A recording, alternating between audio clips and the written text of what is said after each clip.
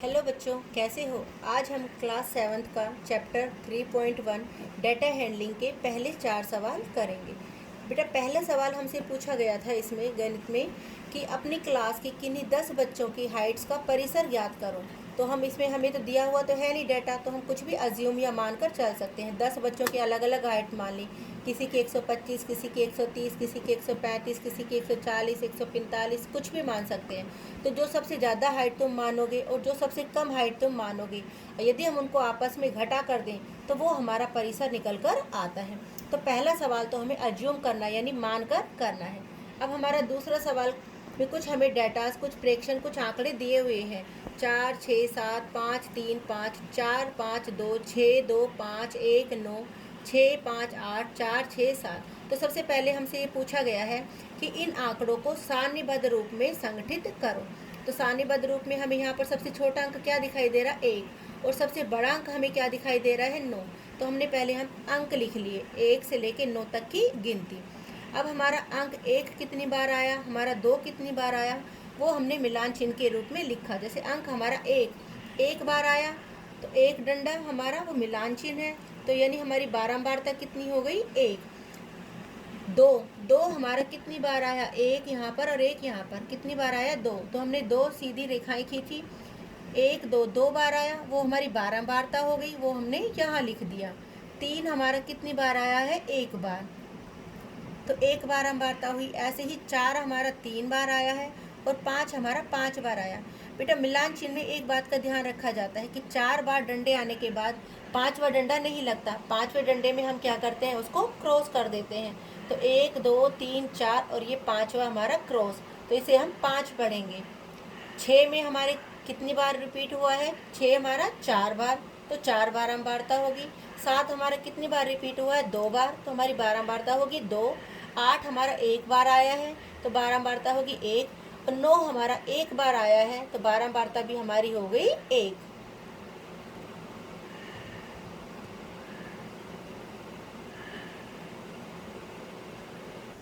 पहला भाग हमसे पूछा गया है कि सबसे बड़ा अंक कौन सा है। तो हमने देखा कि हमारा सबसे बड़ा अंक था 9। सबसे छोटा अंक कौन सा है, सबसे छोटा अंक था हमारा 1। परिसर, परिसर कैसे निकालेंगे, जो सबसे बड़ा अंक या जो सबसे बड़ा मान या जो सबसे बड़ा डाटा प्रेक्षण हमें दिया हुआ है उसमें से जो हमारा सबसे छोटा मान दिया हुआ है उसको हम घटाएंगे, उसे हम परिसर यानी रेंज बोलते हैं। जैसे हमारा सबसे बड़ा अंक था 9 और सबसे छोटा अंक है हमारा 1। यदि 9 में से 1 घटाएं तो जो 8 है वो हमारा क्या हो जाएगा, परिसर यानी रेंज। चौथे भाग में हमसे पूछा गया है कि इसका अंक गणितीय माध्य निकालो। माध्य को हम औसत भी बोलते हैं। माध्य कैसे निकाला जाता है, आंकड़ों का योग बटे आंकड़ों की संख्या।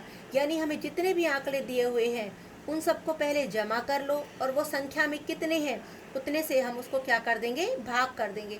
जैसे हमारे आंकड़े दिए हुए थे 4 6 7 5 3 5 4 5 2 6 2 5 1 9 6 5 8 4 6 7, यानी इन सबको हमने प्लस कर लिया।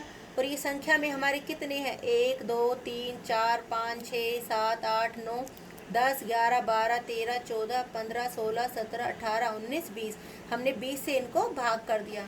इन सारे आंकड़ों का हमने जोड़ किया तो वो हमारा आया 100, और 20 से भाग किया तो हमारा कितना निकल के आ गया, 5। तो इस सवाल में हमारा माध्य या औसत हमारा कितना है, 5। अब हम आते हैं हम तीसरे सवाल पर। तीसरे सवाल में पूछा गया है प्रथम 5 पूर्ण संख्याओं का माध्य ज्ञात करो।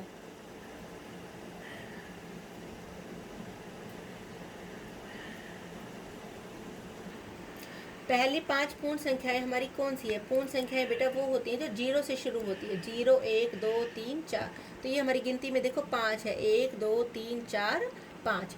अब हमें माध्य निकालना है। माध्य का सूत्र भी हमने करा, आंकड़ों का योग बटे आंकड़ों की संख्या। अब हमने इन सबका जोड़ किया, 0 जमा 1 जमा 2 जमा 3 जमा 4, और हम भाग कितने से करेंगे, 5 से।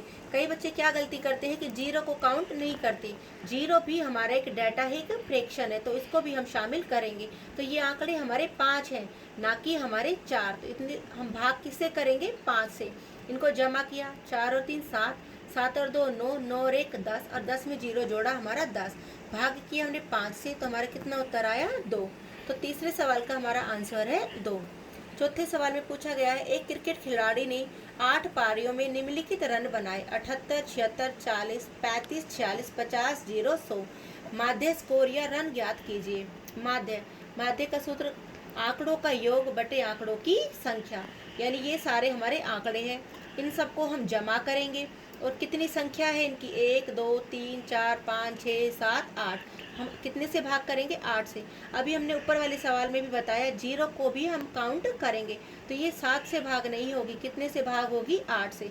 इन सबको हमने जमा की तो हमारा आया 405 और 405 को 8 से भाग किया तो हमारा आंसर आया 50.6। धन्यवाद।